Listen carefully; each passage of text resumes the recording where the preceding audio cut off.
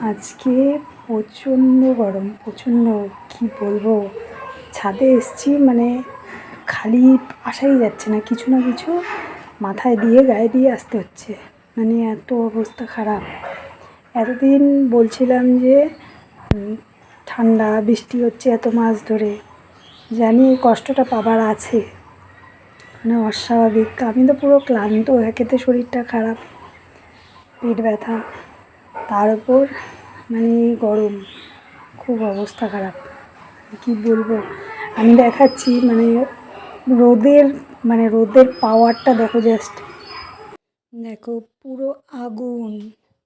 আজকে আস্তে আস্তে কাজবাজ করছি, মানে কোনো ফাস্ট কাজ না। কাল 3বার স্নান করেছি, 3বার, আজকেও সেটাই হবে। চলো, গুড আফটারনুন সকলকে। আমি অনেক অনেক জল বেশি করে খাচ্ছি। চলো, টাটা।